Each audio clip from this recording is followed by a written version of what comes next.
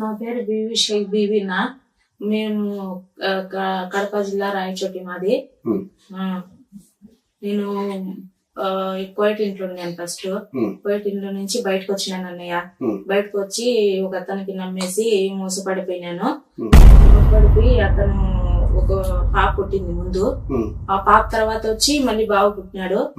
ఆ బావ తర్వాత మళ్ళీ అతను తాగేసి ఉంటే పోలీసు వాళ్ళు పట్టుకొని పోయినారన్న. ఫింగర్ వేసి పంపేసినారు అతనికి.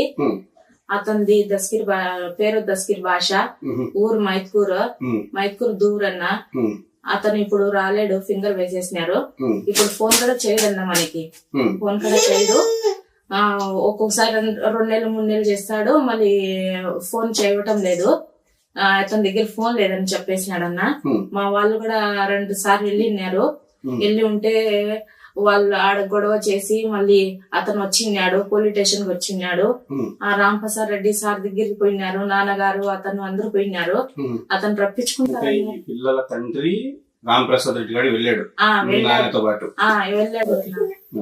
వెళ్ళి ఉంటే వాళ్ళు రప్పించుకుంటామన్నారన్న.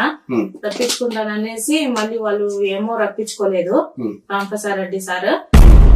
మళ్ళీ అతను పోలీస్ స్టేషన్ దగ్గర ఆడ పిలిస్తే వస్తాన్నాడు సార్ అన్న. మైదుకూరు నుంచి రాయచోటికి వస్తా ఉన్నాడు తండ్రి వస్తాన్నాడు.